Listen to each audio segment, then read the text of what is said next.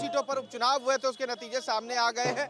JDU जो एक seat पर चुनाव लड़ी थी वो जीत गई है। बेलागंज की सीट जो है मनोरमा में भी जीती है। और देखिए किस तरीके से जो तमाम कार्यकर्ता हैं उनके चेहरे पर खुशी है, सभी लोग गुलाल अबीर खेल रहे हैं और जेडीयू का झंडा लहराया जा रहा है। और तमाम कार्यकर्ता यहाँ पर है, तमाम कार्यकर्ताओं से बात करेंगे किस तरीके से देखते हैं चारों सीटों पर उपचुनाव और चारों सीटें जीती। सबसे पहले बिहार की जनता और देश की जनता को मैं बधाई देना चाहता हूं। जिस तरह से आपने बिहार में नीतीश कुमार जी के विकास पर जनता ने मतदान करके भारी से भारी मतों से हमारे चारों एनडीए के प्रत्याशी को जिताने का काम किया। आप जानते होंगे विपक्ष का जो घमंड था, 34 साल से जो विपक्ष का घमंड को बिहार की जनता ने चूर कर दिया। और बेलागंज में जो एमवाई समीकरण का मतलब समझिए कि बिहार से ध्वस्त हो गया। और विकास पुरुष हम लोग का एक ही नारा है। जिस तरह से नीतीश कुमार जी ने बिहार की तकदीर और तस्वीर बदल दिया, काम के नल जल हो, सड़क हो, बिजली हो, लॉ एंड ऑर्डर हो। जनता ने देखा जो पटना से गया लोग घर से निकलता नहीं था, जहानाबाद निकलता नहीं था, आज वहाँ की महिलाएं, घर के हर बच्चा बुजुर्ग घर से बाहर आता है, उसी दिन घर चला जाता है।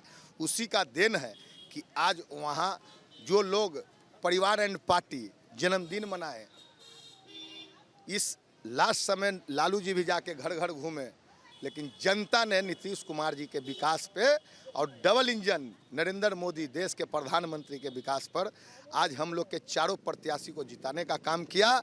आने वाला समय बिहार का जनता की ओर से एक नारा है नीतीश कुमार जी के लिए, 2025 आप फिर से नीतीश 225 की बात करें, नीतीश कुमार की बात करें। प्रशांत किशोर ने कहा था कि सेमीफाइनल है और इस बार हम लोगों को हराएंगे और खासकर नीतीश कुमार की शराबबंदी की नीति पर सवाल खड़ा किया था, कहा था बनकर। प्रशांत किशोर के बारे में जनता जान गया क्या है।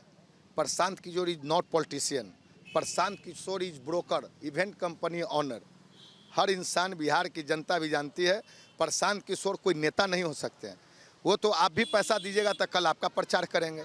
कहाँ लालू जी, कहाँ नीतीश जी, कहाँ नरेंद्र मोदी जी और कहाँ प्रशांत किशोर। प्रशांत किशोर ना 9 में है ना 13 में है। वो तो पैसा के बल पे, इतनी बड़ी कंपनी है, पैसा के बल पे उम्मीदवार खोजना और फिर से वो जंगल राज के लिए ऐसे उम्मीदवार को देना चाहते हैं कि नीतीश जी के उम्मीदवार हार जाए और फिर से बिहार में जंगल राज आ जाए। लेकिन बिहार की जनता पढ़ी लिखी सोची समझदार जनता है, कोई भी कुछ भी कर ले, लेकिन यहाँ सिर्फ नीतीश कुमार जी का विकास पे ही सरकार है और विकास पे ही जनता फिर से नीतीश कुमार जी को 2025 में मुख्यमंत्री के लिए फिर से पूरे मतदान करके भारी से भारी मतों से उनको फिर से सरकार बनाएगी। आखिरी सवाल है, तेजस्वी यादव की पार्टी आरजेडी कह रही है, फिर ईवीएम पर सवाल उठा रही, कह रही कि ईवीएम के साथ छेड़खानी किया गया, इस वजह से ऐसी इनके पास तो कोई मुद्दा नहीं है। जब इनको काम करने का मौका मिला, सदन चलता है तो विदेश में जाते हैं। बिहार में जनता बाहर से परेशान रहती है तो विदेश में ऐश मौज करते हैं। ये सब बोलने का तो क्यों नहीं झारखंड में ईवीएम पे सरकार बन गया। ये सब अब जमाना बदल गया, अब ईवीएम पे सवाल उठाने का प्रश्न ही नहीं है। अब तो आप भी जानते हैं डिजिटल दुनिया आ गया, हर लोग के हाथ में कैमरा है। अब कोई भी गलत, नीतीश जी जो बोलते थे, न किसी को बचाते हैं न किसी को फंसाते हैं। ये जमाना है, जो काम करेगा, जनता के मतदान से जीत हुई है, अब वही रहता तो आने वाला समय में उनको पता चल जाएगा। और विपक्ष अब है कहाँ। विपक्ष को तो हमको लगता है कि 2025 में 20 सीट भी नहीं आएगा। 2025 का भी जो संभावना उन्होंने बता दिया और कहा कि 20 सीट भी नहीं आएगी। खुशी जेडीयू के प्रदेश कार्यालय के बाहर के दिखा रहे हैं, तमाम नेता की खुशी है। और देखिए चारों सीटों पर जीत हासिल हुई है, चाहे वो तरारी की बात हो, इमामगंज की बात हो, बेलागंज की बात हो या फिर रामगढ़ की बात हो। चारों सीटों पर उपचुनाव में इस बार एनडीए ने बढ़त बनाई और चारों सीटों पर जीत जो है वो हासिल की। वीडियो जर्नलिस्ट सत्येंद्र कुमार के साथ उत्कर्ष, न्यूज़ नेशन, पटना।